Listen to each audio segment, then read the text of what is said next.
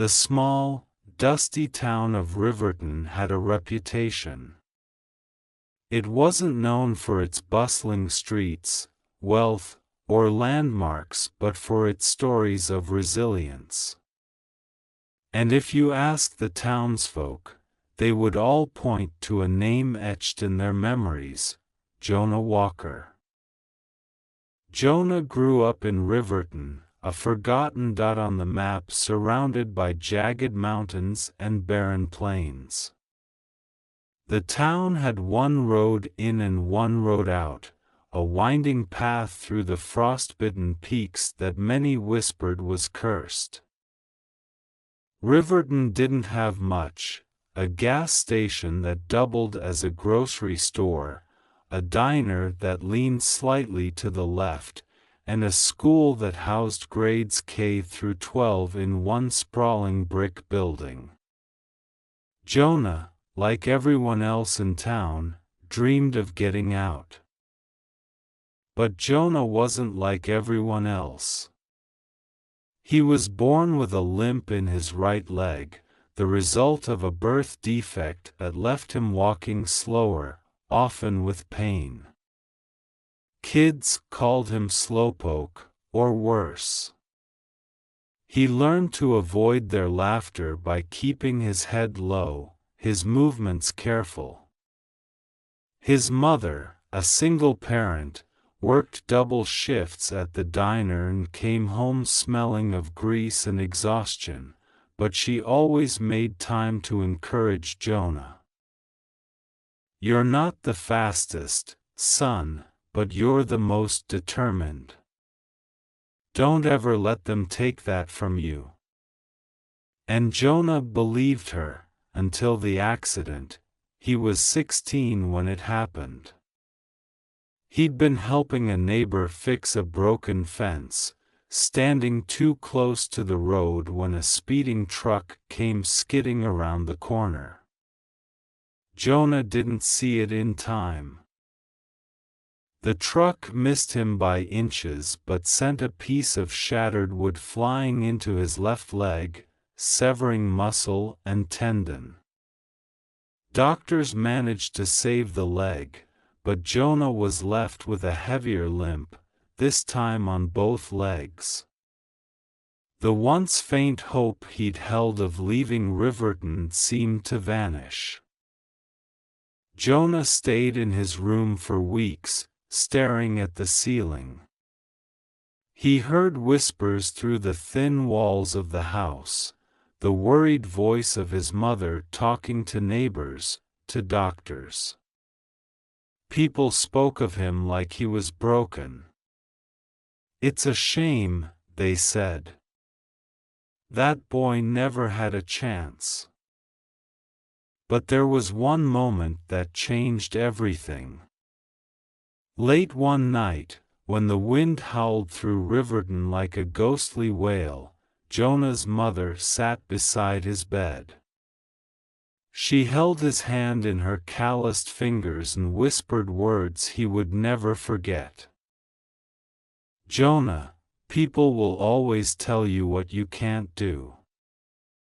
They'll look at your legs and see limits. But what you do with your life, that's your choice. You don't have to believe them." The next morning, Jonah made a decision. If he couldn't run, he'd walk. And he wouldn't just walk the roads of Riverton, he'd walk the world. It started small. He pushed himself to walk down the length of Riverton's main street. His steps were slow and painful, his breath labored. Neighbors watched him from porches and storefronts, shaking their heads. But Jonah didn't stop. The next day, he walked farther. Then farther still. His mother saved up to buy him a used pair of hiking poles. "For balance," she said, though Jonah knew they couldn't afford them. He promised her he'd make it worth the cost. Jonah began walking up the mountain road that led out of town. It was treacherous, icy in winter, scorching in summer, but Jonah walked it every day. He mapped out a route that took him to the first mile marker, then the second. Every step was agony, his legs screaming in protest, but he kept going. Months turned into years, and Jonah became a fixture on the mountain road. Drivers honked and waved. Some stopped to offer him water or a ride, but he always declined. By the time Jonah turned 20, he'd walked hundreds of miles on that road. His legs were stronger, his endurance greater. And he had a plan. Jonah announced it on a quiet Sunday morning at the diner. He stood on a chair, his voice trembling but determined. "I'm going to walk across the country," he declared. "From Riverton to the Pacific Ocean." The room fell silent. Then came the laughter. People told him it was impossible. "You can barely walk down the street without limping," they said. "You'll never make it." But Jonah didn't argue. He simply smiled, finished his breakfast, and went back to training. When the day came to leave, a small crowd gathered at the edge of town. His mother hugged him tight, slipping a small notebook into his hand. "For your thoughts," she said. Jonah nodded, tears in his eyes. Then, with his hiking poles and a backpack of supplies, he began the first steps of his journey. The walk was brutal. Jonah faced searing heat in the deserts, rainstorms that soaked him to the bone, and nights so cold he thought he'd never wake up. His legs throbbed with every step, and there were days he questioned his sanity.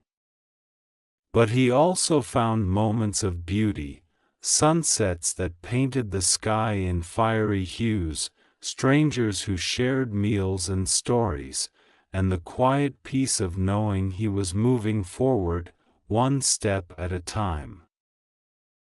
Word of Jonah's journey began to spread. A journalist picked up his story, dubbing him the man who walks. Donations poured in to support him, and people started joining him for parts of his journey, some for a mile, others for days. Jonah's determination inspired them, and soon his journey became a symbol of resilience. After nearly 2 years, Jonah reached the Pacific Ocean. The sight of the endless waves brought him to his knees. His legs were scarred, his body battered, but his spirit was unbroken. He stood there, letting the salty breeze wash over him, and thought of Riverton, the town where his journey began. When Jonah returned home, the entire town turned out to welcome him. The diner was decorated with streamers and a hand-painted sign that read, "Welcome home, Jonah."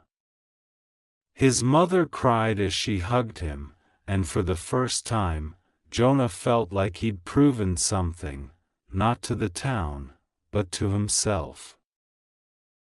Years later, Jonah's story became a best-selling book and inspired a documentary. But to him, the greatest success was the letters he received from people all over the world.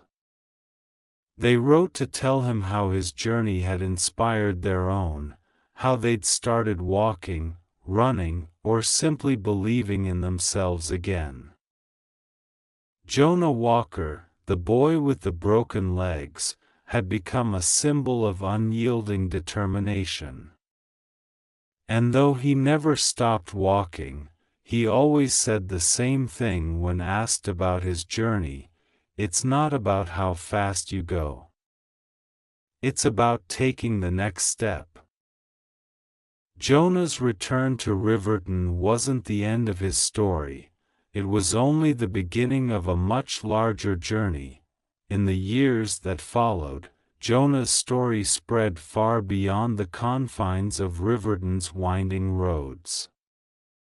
He became a symbol of perseverance, a figure whose name people invoked when they felt like giving up. The small notebook his mother had given him, filled with journal entries from every step of his trek across the country, became the foundation for his book, One Step at a Time. It wasn't just a bestseller, it became a manifesto for anyone who had ever felt broken, beaten, or doubted. But Jonah wasn't content with just being an inspiration. He wanted to make a difference in the lives of people like him, those who had been told their limits were insurmountable. Using the proceeds from his book and donations from supporters, Jonah started a foundation called Next Step Forward, dedicated to helping individuals with disabilities and injuries achieve their dreams.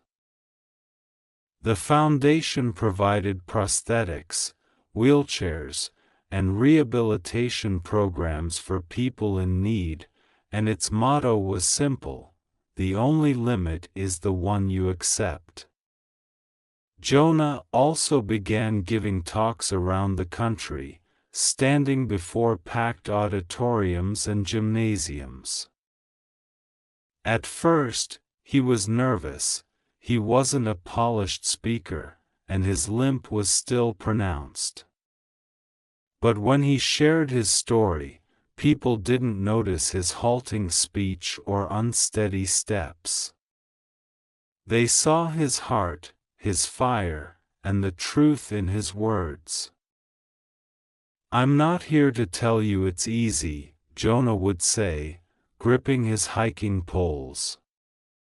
"There were days when I wanted to quit, nights when I cried myself to sleep, and moments when the pain felt like it would break me.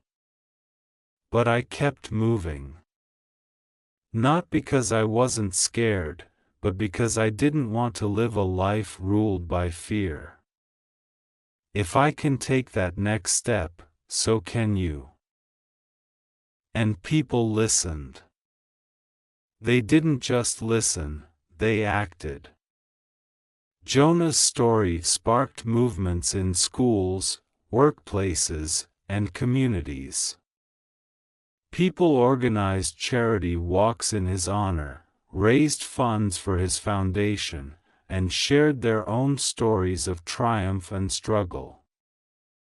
Jonah received letters from people who had climbed mountains, finished marathons, or taken their first steps after an accident, all because they'd heard about his journey.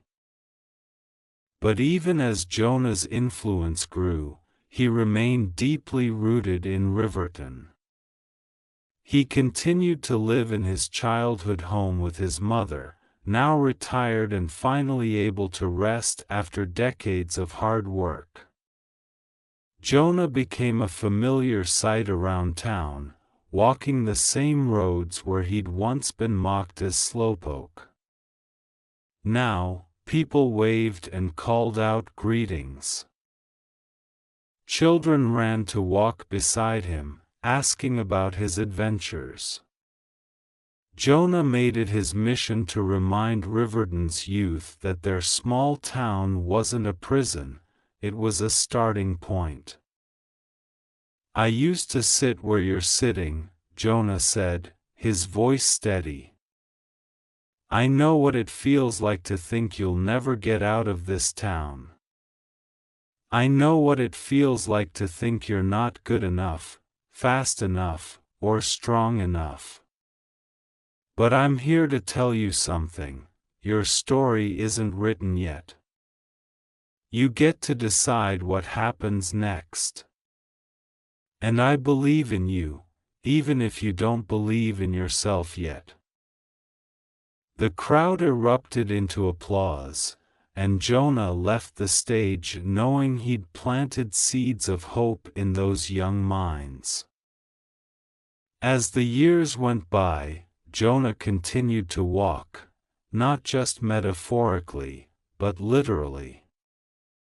He set his sights on new challenges, trekking through the Andes, hiking the Appalachian Trail, and even walking the length of Japan's ancient Nakasendo route. Every step was a reminder of where he'd started and how far he'd come.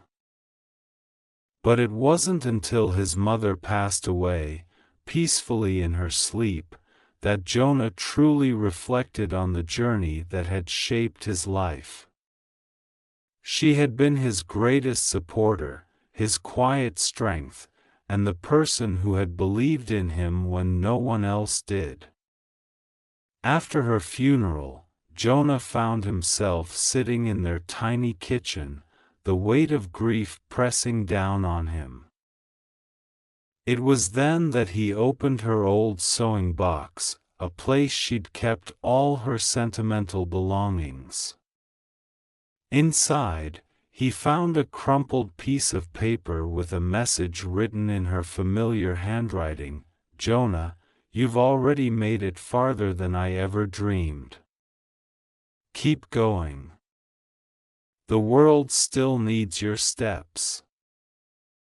Tears streamed down Jonah's face as he held the note close. Her words reignited the fire within him, and he knew he couldn't stop, not now, not ever. In the decades that followed, Jonah's foundation expanded globally, and his message reached millions.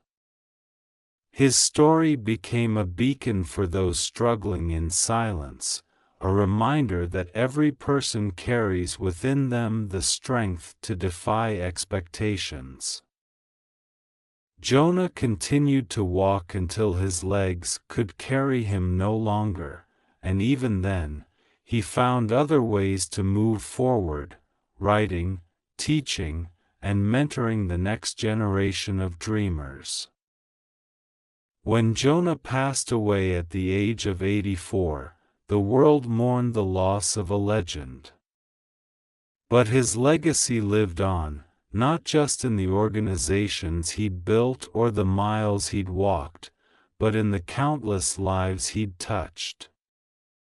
His epitaph, chosen by the people of Riverton, was simple yet profound. He walked so others could run. And somewhere, in the quiet hills outside Riverton, the wind still carries the sound of footsteps, steady, unyielding, and full of purpose. The END. Don't forget to subscribe to get more interesting stories. Keep learning English.